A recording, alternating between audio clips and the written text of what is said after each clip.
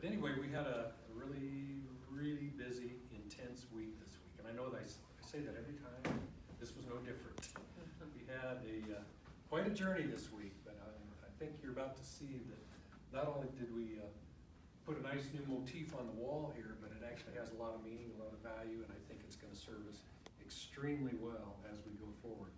So this was a value stream analysis refresh, what we call a refresh. So we did our initial value stream analysis, when was it? About a year ago, I guess, for internal medicine. And so now, we got so far down the path and made a lot of improvements and learned some lessons along the way, which you'll hear about today. But it was time to kind of step back and say, let's look at what our overall path forward is for this value stream and make some adjustments. So it's a planning event. This was a planning event. But what we planned out is the rapid improvement events and projects and just do it that will take us forward where we actually make the actual improvements. So we're going to take you on an A3 journey. It's literally walking the wall left to right. I would encourage you to kind of, go with us on that journey. And we have speakers identified. They'll kind of explain to you what we did, but you may want to kind of snuggle up and so that you can see the content. So with that, I'll pass it off to Melanie, and she'll explain to you our reason for action. Okay. So we categorize this as the process of providing an episode of outpatient clinical services for a patient within their continuum of care. Our widget is a completed documented episode of care in the EMR. And our reason for action, we went back and forth over many times, but we finally settled in on currently lack of access to timely care, as well as inefficient and insufficient processes result in dissatisfied patients and staff, costly fragmented care, and a risk for delay in diagnosis and treatment. Our aim was to improve access and optimize processes, resulting in enhanced patient and staff satisfaction, financial stability, increased timeliness, and improved quality of care. Our scope was SMH internal medicine. The trigger was need for patient services identified, and our done point was complete documented episode of care. The clinic, and so this is the list of metrics that we came up with.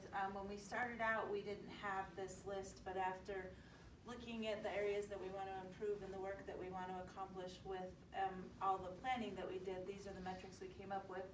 So the first one is percentage of daily clinic attendance at daily performance huddles, and that'll be reported by staff groups, so providers, nursing, and administrative assistants. The second one is hours worked over clinic visits. The third one is the number of clinic visits per day, number of past due orders, provider overall rating, and daily completion rate. So when that's when the providers are done by 5:15, all the work is done, the nursing staff's work is done, and the administrative staff's work is done, and we can all go home. The clinic. So we kind of came up with our metrics and decided here are the things we want to try to drive in this process over the next year. So then we took a step back and kind of revisited our process and went through the SIPOC. So if you guys remember, this is, or the PISOC, as Linda likes to refer to it.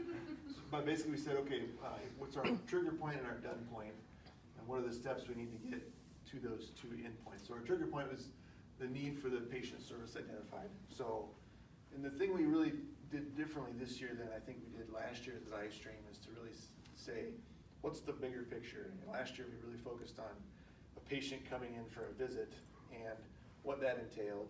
And at the end of that, we kind of clunked on this and all the other stuff that happens. Right. All the other indirect care that occurs when that patient is being cared for, maybe outside of the visit. So this year we really kind of stepped back a little bit and said, how do we encompass all of that work in one process? And so it really came out quite different than it did last year. So really, need for patient service identified could mean a lot of different things, and hopefully mean everything that a patient needs. So it could, a patient calls to get an appointment. A patient calls and needs a refill on their medication. A patient calls and needs to talk to a nurse and has a question. So hopefully it encompasses all of the things that we do, patient care and indirect care, in sort of one process. So, and then luckily Steve, I think, helped us give it a nice, real specific term here, the IT. So we're receiving it, we're getting that piece of information in. we're triaging it, figuring out what we want to do with it, we're routing it. So this step here becomes really big. It looks very small, but it encompasses a lot of different pieces, both the patient visit and other things that we might do for the patient for indirect care. Then we communicate it, we track it, and then we document it. Once we've documented it, then we get to our done point, which is a complete documented episode of care for that thing. So if they called in for a refill, when it's done, we can identify the chart that their medication was refilled. So, and then we went, and this actually took a while. This was painful for me. So, but we got that part done, and we felt good about it. And then we started looking at what things do we need to input into these pieces of the process, who supplies those things, what comes out of them, and who are the customers. So that just helped us kind of identify who are the key players, especially suppliers and customers in this whole process. And then we took this whole process and flipped it sideways and put it here in our current state. So receive it, triage it, route it, provide patient care. Again, so much that goes underneath this, but trying to encompass it in one process. Communicate it, track it, and document it. And this was also, I don't know, the rest of the team feels like this was painful for me too. Yeah. This part of the day on day one.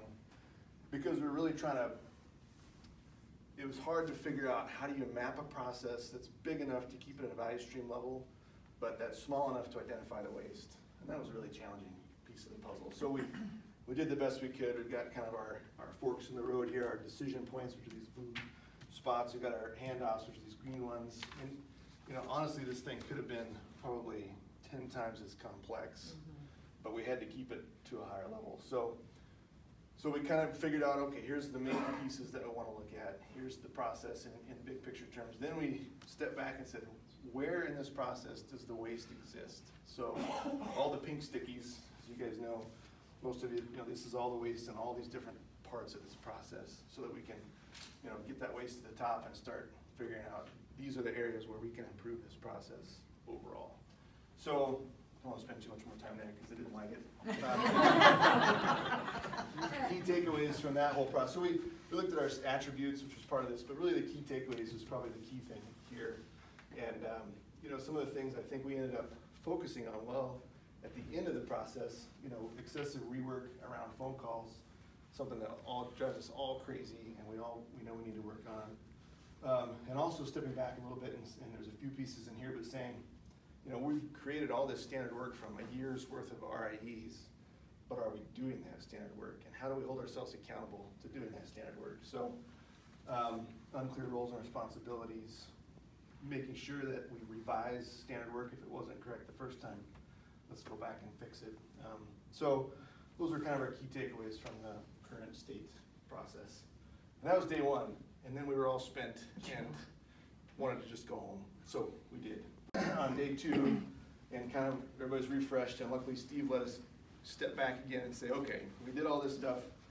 This is an important part of the process, of course, but now let's dream a little bit and let's talk about what does our ideal state look like. If we could be king or queen for a day, how would we make this thing run?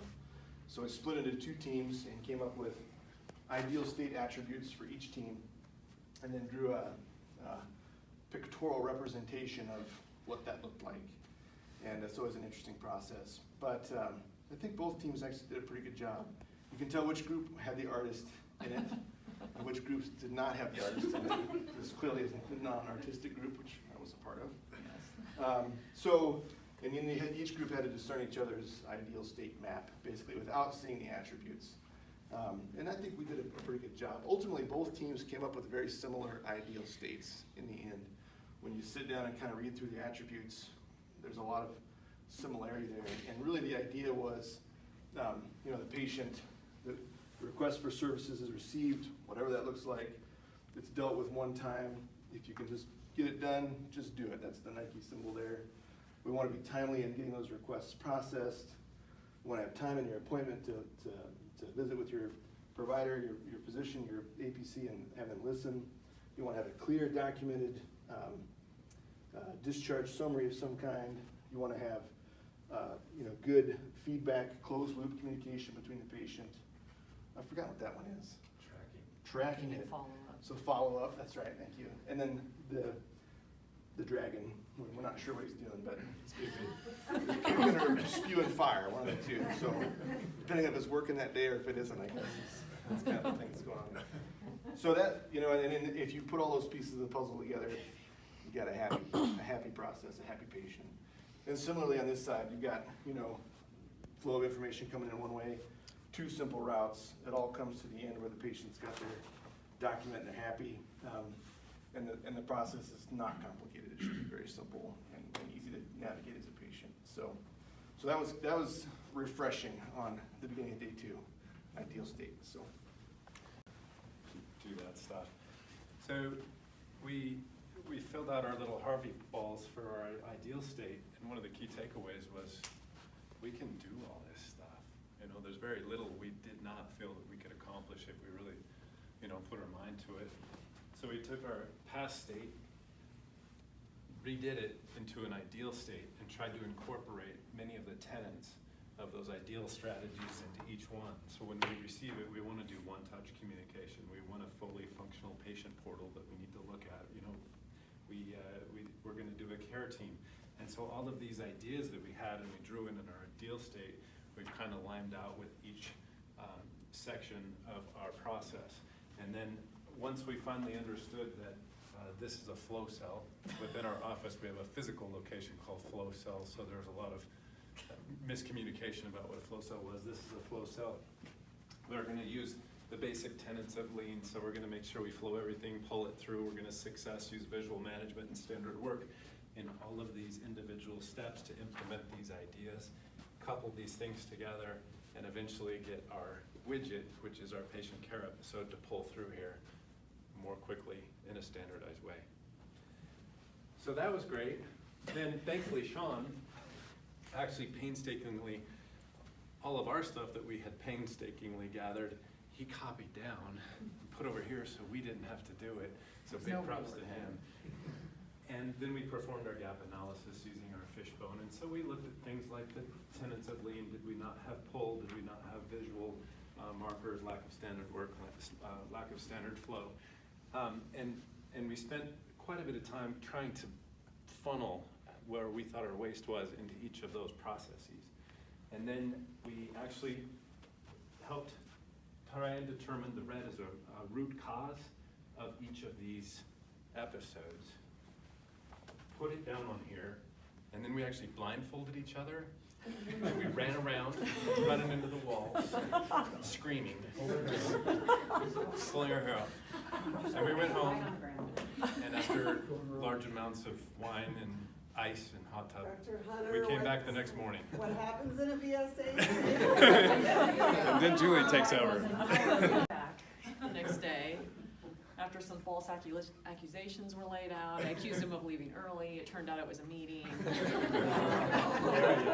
Things got rough. Steve helped put us back on track by stepping back, and we had a lot of discussion this morning of why we were struggling so much.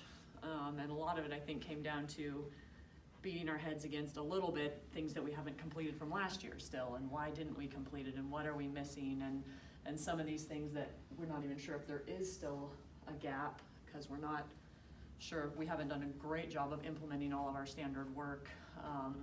So we talked a lot about accountability, standard work for leadership, refreshing our Kamishibai questions. Anyway, it led to this whole next set of gaps that we identified that was mostly centered around that. So the lack of appropriate training, all the open items we still have from our prior RIEs, lack of a tiered and comprehensive rollout plan, lack of physician APC buy-in, lack of necessary staffing, leadership standard work, and basically knowledge in addition to all these, and pulled in a bunch more solutions that I think made us feel much more sort of hopeful that we can grasp the beast and still fix some of that stuff from last year, and make a solution plan that's realistic. And you know, I guess we got a little more positive again is what happened. And the other, right, what am I supposed to, that each one of these we then also ran through our metrics to try to get a grasp on, are we hitting all these key metrics that we care about? How much are all of these contributing? I think we maybe ran out of time and energy to continue it the whole way down, but, but ultimately came up with quite a few solutions, which we then used this useful tool here called a solution hopper, solution picker, put them all on a sticky, put them up here, and then ran through how much impact we thought we'd have on them and how challenging they would be to implement. We ended up with quite a few here, honestly, that we thought would be high impact but challenging, and a decent number here too. Really none in the total kickout one, and then we took those and placed them onto our event calendar. Thank you. For those guys that I'm as practice administrator, but also the process owner for this. And before I get to this, I just have to tell everybody that there were 6 extraordinary people helped us through this. The 3 clinic leadership, we had Dr. Hunter, Dr. Ackerman, and Jason. They are fantastic. I don't know if you guys know them personally, but you cannot find 6 better people to work with.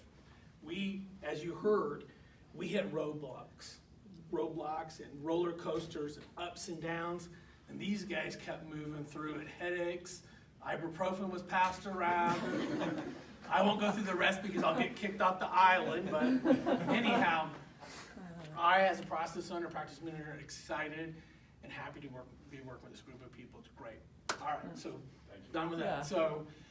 So then, okay, so we, as Dr. Ackerman talked about, we kind of moved it through a hopper process, but also we had, this is our second time through, we wanted to be very cognizant of those issues we had last time when we went through. We had things that weren't done, so we said, let's scale back what we're doing. Let's make it a lot simpler, and even Steve went through and talked to us about what is RI, what is an A3 project, and what is Just Do It. Man, that made a lot of sense, and so that's how we got to this then. So here's our plan for the year. We have 4 RIE events up with the new value stream refresh in April. We're going to go through the process of receiving, triaging, and routing phone calls. That is one of our largest issues. We have 2,500 phone calls a week on average, and about 25% of those go unanswered on the first try-through, okay? Our second was triaging walk-ins. So part of moving over here, we're averaging 15 walk-ins a day that distract from pulling nurses away from providers, patients that need our help and stuff. So we're gonna walk through that process and figure out what we need to do with walk-ins. And then just the whole process of patient scheduling. So we're gonna take these components and other components and really see how we can streamline the whole patient scheduling piece to it. And then the process of following up with them on a post-visit kind of communication piece that's not happening. And then as you can see, we have 10 A3 projects here. I won't go through all of those, but I want to emphasize the one that Dr. Ackerman talked about. So we said, we need to go back and look at these 5, we did 5 RIEs and 3 A3 projects, and we kind of whizzed through those and kind of blind eye, and we put standard work, and we really didn't do a very good job of monitoring. So we're going to go back and we're going to set an A3 project about our standard work that we put out there, see how we really did, where we need to regroup, refresh, redo, update our commission by cards, and set up a training plan with it. So you guys can look through these throughout the thing. There's, on optimizing the patient portal. That's something new. We know that the patients can be using that portal better than what we have right now. Set up maybe some nurse clinics. A lot of stuff with those walk-ins can be a nurse level visit and follow through clinics like diabetic visits and stuff like that, and a variety of other things there. And so this is kind of the first 2 RI projects, and then we have about 10 or so Just Do It's that we have timelines that we're going to be done within the month of May. I don't want to emphasize all of these, but there's develop some leader standard work for myself and my team, and then VSST coaching. What is good with that? What does VSST look like as good? We go through the motions. I check off the box. I go through one step after the next, but I don't know that I'm doing it good, and I want to be able to do it better. I want to be able to have it a benefit to the group. So those are our action plans for what we have coming up in the next year. Then I'm gonna turn over to Linda behind. I'm Linda St. Clair, the Planning and Scheduling Supervisor for Internal Medicine. And something occurred to me while Tim was saying all those nice things about us. Tim was hired a year ago, and before his actual start date, we said, we're starting this new thing called Lean, and we want you to be here for the VSA. And so he actually came a whole week in advance of his start date, went through this whole process last year, went back to Nebraska, and he actually came back. So, and he's been a great leader this year, so I hope after the weekend you come back and take us through the next VSA. So, you've heard multiple times about the roller coaster and all of that, so some of these are kind of, you know, we started out with, the first day was a little rough, so we had things like, we had good discussion, everybody contributed, you know, kind of like, it's about the best I can do for today. Then we got into some more nitty-gritty things about, you know, good focus on an honest evaluation of our current state, things that we really, a lot of light bulbs came on in day 2 about, oh, I really get this now, I understand how this flow works and some of the terminology. We got kind of hung up on some terminology in day 2, but got through that. Day 3 started out kind of friendly. You know, we're all happy. Then we kind of hit another bump. It was very hard to reconcile all the pathway through the clinic. You know, we're pretty honest about some of that. We talked a lot about the ideal state. Got through all that. And then some of the things we learned, we didn't understand POL at one point. A lot of those things came through, the definition, as I mentioned. So we learned a lot outside of just mapping our VSA. We learned a lot more about Lean this week, I think. So that was good.